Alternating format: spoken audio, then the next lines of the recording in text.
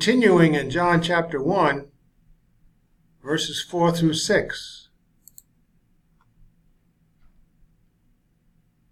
John chapter 1.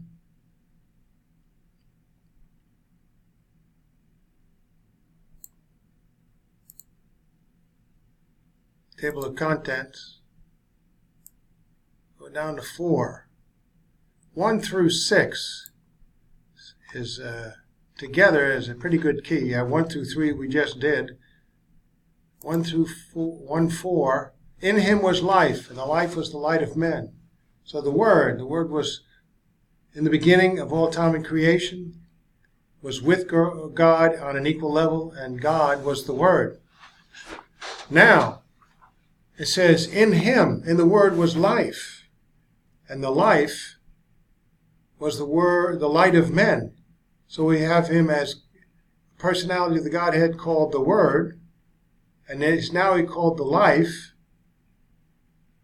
The creator of all life is eternal, and is the creator of all creation. He's the creator of life, and he is the light of men, the enlightenment, the truth and the wisdom eternally of God for all men. He's creator. We have here some manuscript evidence, which you may read and see how we've been able to sort through all the differences in the manuscripts, and they amount to some good information, but we have a reliable Bible. We don't have a question as to what the original text was.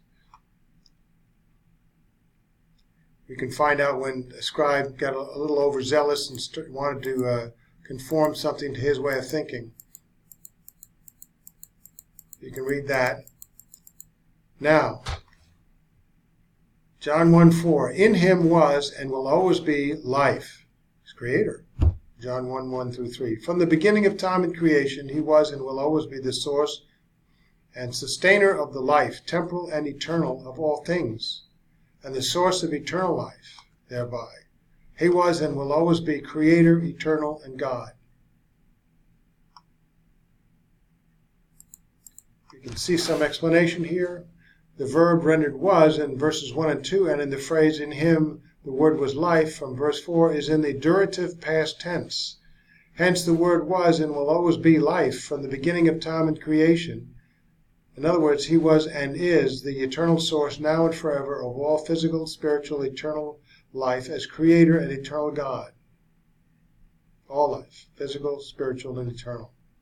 Furthermore, the phrase in verse 3, through him all things were made, without him nothing was made that has been made, immediately precedes, in him was life. Hence, the phrase in him was life includes every sense and source of life from creating all things, at the beginning of time and creation, to sustaining the life of all things, to being the source of eternal life in which anything that was created exists in him and is sustained by him. So the word is creator, eternal, and God. And we can add to that, and he, the life, was and will always be the light of men, the illumination to men of himself as creator, eternal, and God, and of truth about God.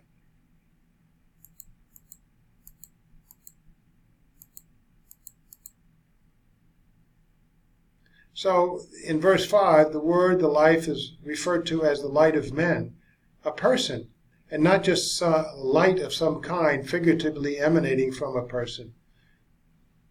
So John uses the term the light of men in the sense of light being the personification of that which illuminates the truth, and more specifically in the sense that the Word, the life, temporal and eternal from the beginning of time and creation, was and will always be the light of men, a person who is the illuminating revelation of all men of himself. The Word, the life, temporal and eternal, creator of all things, eternal, and all of which what is true pertaining to God.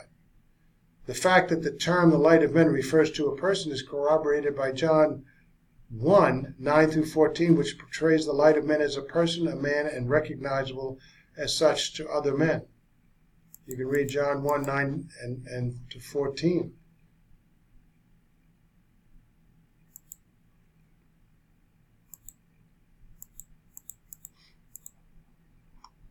So for it to be true that the Word, the life, the temporal and eternal, from the beginning of time and creation was and will always be the light of men, Men must have been created at the beginning of creation as opposed to evolving later.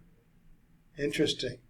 So the Word, the life, was and always will always be the light of men since the beginning of creation when men were created. Note that this points from the beginning of time and creation to our Lord's pre-messianic existence being discernible in some manner throughout history to men, such that men could perceive who he was and understand truths about God through him. A number of verses to corroborate this.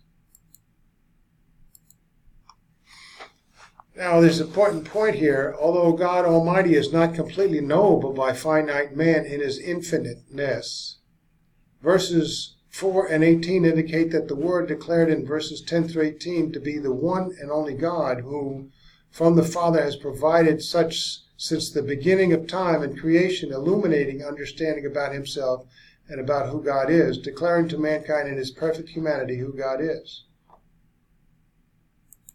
Look at 18. No finite human being has seen God at any time, but the one and only God, John 1:18b, the Word, who has always been face to face with God, able to see and intimately know God, who is in the bosom of the Father, in the closest personal intimate relationship with him, John 1:18b, has become flesh, John 1:14. See how this works together. And in his perfect humanity, the one and only God has come into the world, John 1:14, to declare through himself in his perfect humanity who God is to mankind, John 1:18. Mankind can now behold the glory as of the one and only from the Father, full of the grace and truth of God. The Word became flesh, has made God knowable and known to mankind, so that man can choose to know God and trust in the Word unto an eternal life, familial relationship with God, John 1:12-13. There's a lot here in John chapter 1.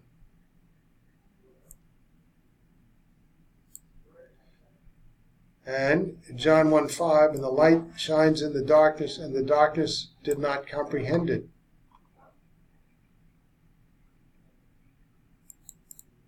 So, in him was and will always be life for the beginning of time and creation. He was and always will always be the source and sustainer of the life of all things, and the source of temporal and eternal life. He was and will always be Creator, eternal, and God, and he, the life, was in the beginning and will always be in the light of men. He will always be the light of men. The illumination to God of himself as Creator, eternal, and God, and of truth about God. Nevertheless, men have deliberately remained in darkness, in sin, willfully opposed to comprehending and knowing God.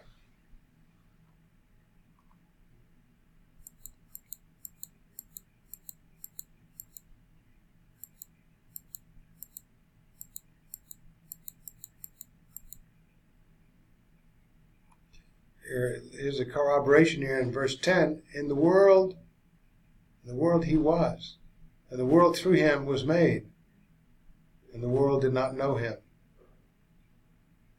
Corroborating, Creator, the Word, added to himself humanity, and the world did not know him before he did this and after.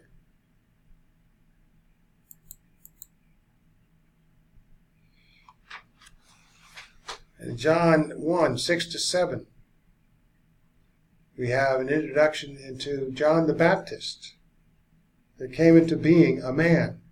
Notice, he came into being. It's a different verb form. A man having been sent from God whose name is John.